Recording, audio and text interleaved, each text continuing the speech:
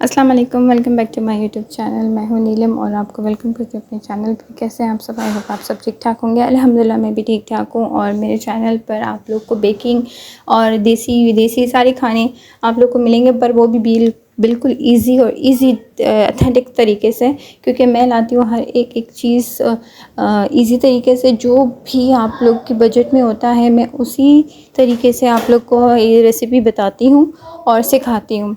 I hope आप लोग को जो मेरे चैनल पर न्यू है, प्लीज़ मेरे चैनल को लाइक एंड सब्सक्राइब ज़रूर करें, क्योंकि जब मैं आप लोग को सपोर्ट करती हूँ और आप लोग के लिए इजी रेसिपीज़ लेकर आती हूँ और बहुत ही टेस्टी रेसिपीज़ लेकर आती हूँ, तो मुझे भी सपोर्ट मतलब चाहिए। तो आप लोग प्लीज़ मेरे चैनल को लाइक करें, सब्सक्राइब करें, शेयर करें और प्यारे प्यारे कमेंट्स किया करें। इंशाल्लाह मुझे कमेंट्स पढ़ के मैं आप लोग को रिप्लाई ज़रूर दूंगी। जो भी आप लोग की रेसिपीज़ हो आप मुझे ज़रूर शेयर किया करें, ताकि वो रेसिपी मैं आप लोग को बहुत ही ईजी तरीके से बता सकूं। और बहुत सारी बहनें हैं जो मुझे बताती हैं कि मुझे रेसिपीज़ इस तरह से ईजी तरीके से बताया करें। तो इंशाल्लाह अपकमिंग रेसिपीज़ बहुत ही ज़बरदस्त है, चाहे बेकिंग की हो या फिर किसी भी चीज़ के हवाले से हो, बहुत ईजी रेसिपीज़ लेकर आऊँगी। तो चलिए बिस्मिल्लाह करके स्टार्ट करते हैं। मैंने आज बनाया था सब्ज़ी, ठीक है। बेकिंग बना के मैं थक गई थी, तो आज मैंने बना दी सब्ज़ी में मैंने फूल गोभी ली है और शिमला मिर्च ली है, प्याज लिया था और 2 टमाटर लिए थे, ठीक है। प्याज 1 अदद है बड़ा वाला।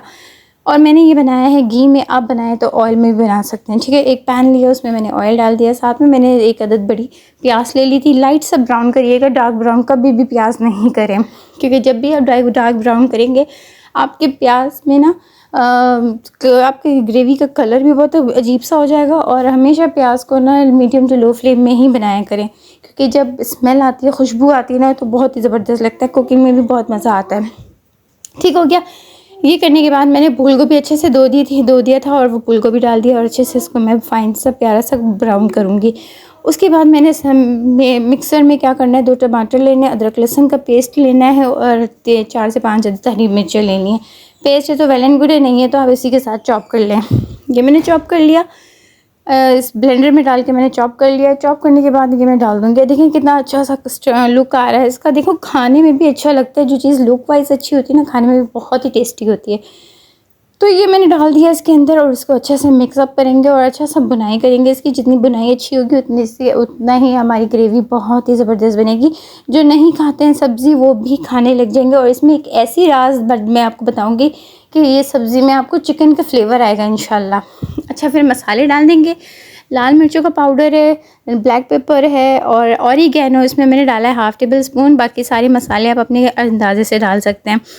और कुछ नहीं डाले, सिर्फ नमक, ब्लैक पेपर और लाल मिर्चों का पाउडर, बस। इससे ज़्यादा कुछ भी नहीं, ना हल्दी ना गरम मसाला, कुछ भी नहीं। ठीक हो गया। ये डाल दिया। शिमला मिर्च इसमें मैंने डाल दिया, अच्छे से धो के कट करके मैंने शिमला मिर्च डाल दी थी। इसको बुनाई करेंगे। बुनाई करने के बाद 15 मिनट या 5 मिनट के लिए हम दम पे रखेंगे। पानी बिल्कुल मत डालिएगा, क्योंकि टमाटर अपना पानी छोड़ देता है, तो उसी टमाटर के पानी में हम बनाएंगे, ठीक है।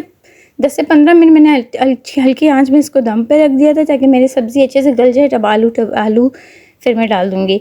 आलू डालने के बाद हल्के आंच में रखा था, ठीक है। मैंने आलू डालने के बाद मैंने चिकन क्यूब भी इसके साथ डाल दिया था। और जो चिकन खाने वाले हैं वो देखें, चिकन का फ्लेवर भी इसमें आ जाएगा इंशाल्लाह। और जो चिकन क्यूब मैं बता नहीं सकी आपको, ये देखें मैंने आपको दिखा भी दिया है। चिकन क्यूब मैंने आलू के साथ डाल दिया। इसको अच्छे से बुनाई करेंगे। अगर आपको ऐसा लगे कि आपका मसाला थोड़ा सा जल रहा है तो आप थोड़ा सा पानी डाल सकते हैं, फिर ज़्यादा पानी बिल्कुल अवॉइड करें, ठीक है।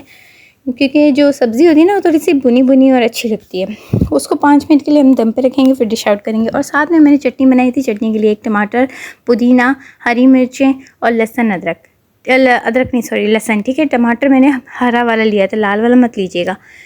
इसको अच्छे से मैंने चॉपर में डाल के चॉप कर दिया और 1 कप दही में मैंने इसको मिक्स कर दिया विद नमक अपना टेस्ट के हिसाब से डालिएगा। और मैंने अच्छे से मिक्सअप कर दिया। चटनी इतनी ज़बरदस्त बनती है ना इसकी। सब्जियों के साथ ये चटनी ज़रूर खाइएगा और मुझे दुआओं में याद रखें। इंशाल्लाह मैं नेक्स्ट वीडियो में आप लोग के लिए बहुत सी इंटरेस्टिंग सी रेसिपीज़ लेकर आऊँगी।